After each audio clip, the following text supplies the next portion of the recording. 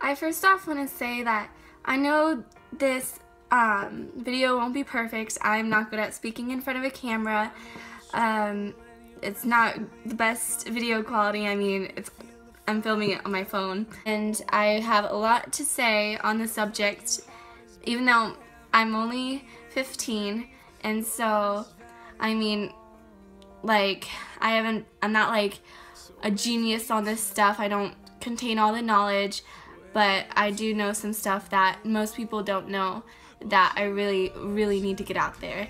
This subject I'm about to talk about was inspired by Jared Wilson in his book Gospel Wakefulness, which is just like talking about the presence of God and Him in our lives, and I definitely recommend it. The book is like super, super beautiful, just like the wording. He put things into words that I've never been able to put into words. Like, he goes in depth about the idea of grace, and it was just amazing. So I definitely recommend that.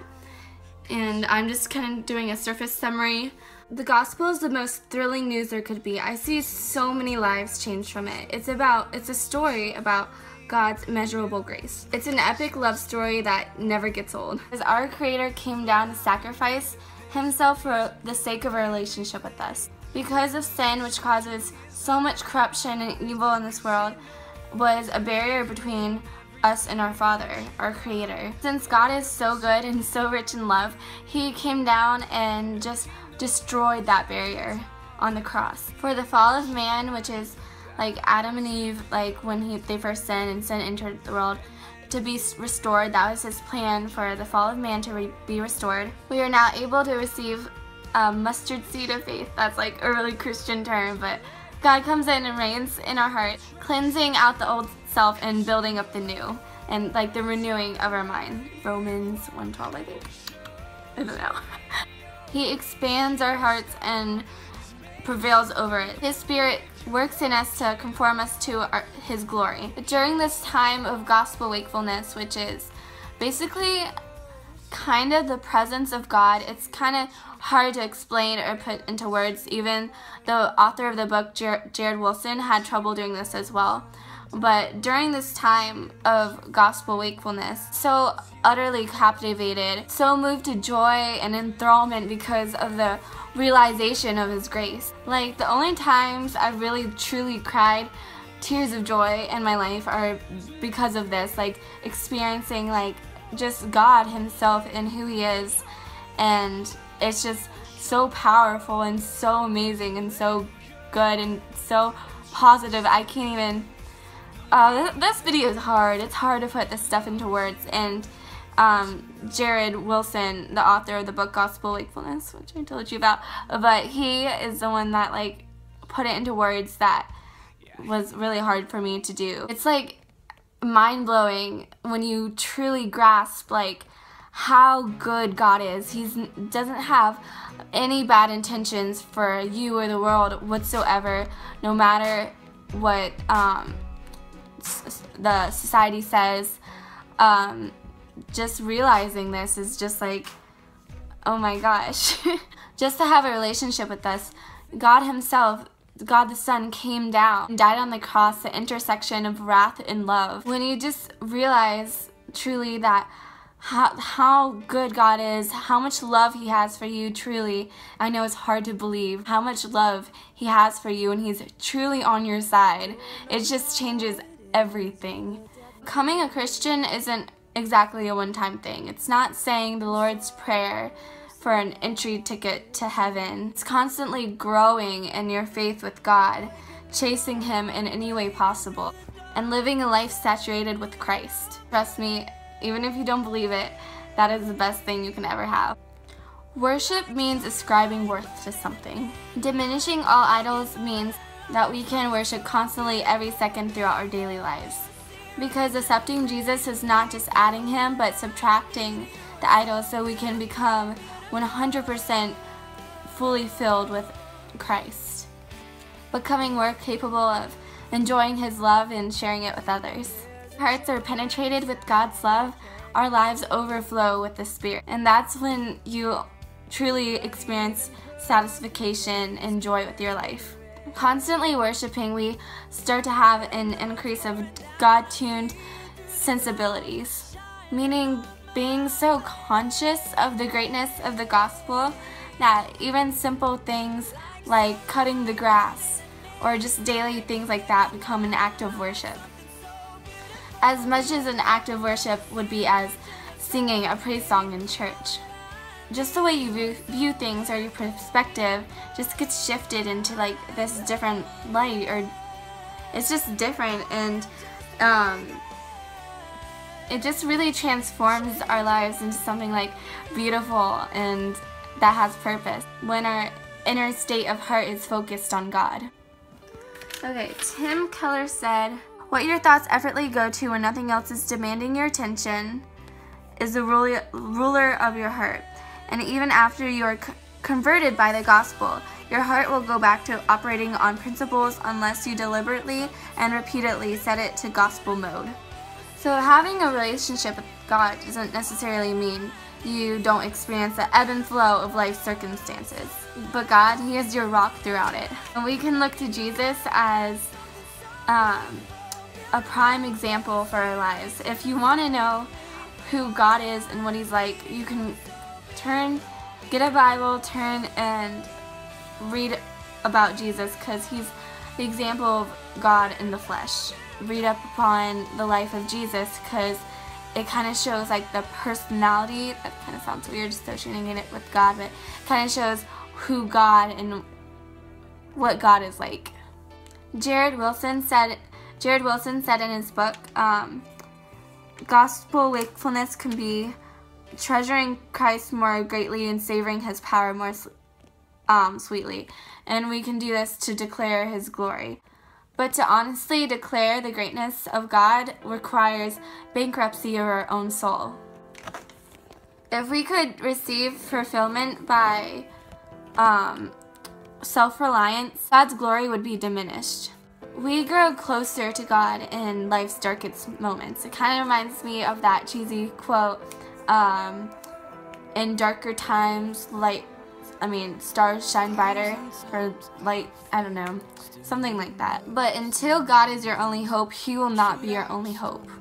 Like, there's so much struggling and so much pain. You might be going through something yourself, but cry out to God and through these hopeless moments and through these dark moments, and realize that He does care. Even if you don't believe He cares, He cares. God is so much greater than the darkness and the pain that you're gonna feel, you felt, or that you're feeling, experiencing. Just fully rely on Him, talk to Him honestly, tell Him how you're feeling, and only in these dark moments and periods of our lives do we fully see the glory of God. Christ's unending love is sometimes so hard to understand because the fact that we don't deserve it. And so because of this being so hard to comprehend His love, people try to earn grace in certain situations. Christians that don't really get or understand the gospel will exhaust themselves trying to earn God's love by doing acts or trying to be perfect for God, I guess. But the fact is, we're humans, we can't be perfect because we live in a world with evil, corrupt nature. It's just within us. I'm going to read from Galatians, a verse that I just think is mind-blowing. Okay. When I try to obey the laws in the scriptures, those killed me. As a result, I live in relationship with God. I have been crucified with Christ. I no longer live, but Christ lives in me. The life I now live, I live by believing in God's Son, who loved me and took the punishment for my sins. I don't reject God's kindness. If we receive God's approval by obeying the laws in the scriptures, then Christ's death would be pointless. The laws are God's standards, and we have fallen short. So God, in His humility, destroyed the barrier of sin so that we may have a relationship with Him by grace through faith. Christ did not die and raise again so that you could be stressed about if you're being spiritual enough. You are free. You are free to enjoy life. Has cast out our sin in the sea of forgetfulness, which I think is mentioned in Micah 7:19. It's not about spiritual rituals. Rather, God is our sun. Our lives are beautifully orbiting around it. This is what separates Christianity so drastically from other religions without exception. In every other religious system, without exception, is the central message: get to work, get to work, get to work. But the unique message of Christianity is, it is finished, John 19:13. So it is no longer about rituals, but the state of the heart. This is demonstrated beautifully in the poem of John Bunyan. I think it's like an older poem, but I can't read normally. Okay. Run, John, run, the law commands, but gives neither feet or hands. Better news the gospel brings, it bids us fly and gives us wings. So my phone died, but it's charged now. All is good. So we can continue. So my next point I was going to bring up is, does the idea that Christ forgiving us always mean we can go out and sin all we want without giving a care in the world or anything? No. One who does this, like without giving a care in the world, like I can assure you, isn't that close to God, because the closer you are to God, the more eager you are to please Him, and the less desire you have for sin. We don't obey to be free, we obey because we are free. Wilson quotes in his book, "Sin problems are just a symptom of a deeper worship problem. Those captured by grace find sin more and more bitter and obedience more and more sweet." Having a relationship with God, it is vital to understand how much love God has for you and how much He cares for you. And He only wants good for you. Like, that's His only intentions for you. You have to realize this to progress in your love for Him. It's a slow process of growing more and more in faith and more becoming in His image. Is it easy to love God? The answer to that would be, it is easy for those who do it.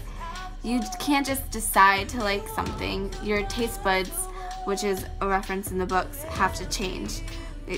That whole concept is in the book. Christ gives meaning to life. He is the light. He is the answer. Want God and God alone. Chase Him. Yearn for Him. Cling on to Him. That's all I have to say about this. I am going to make more videos.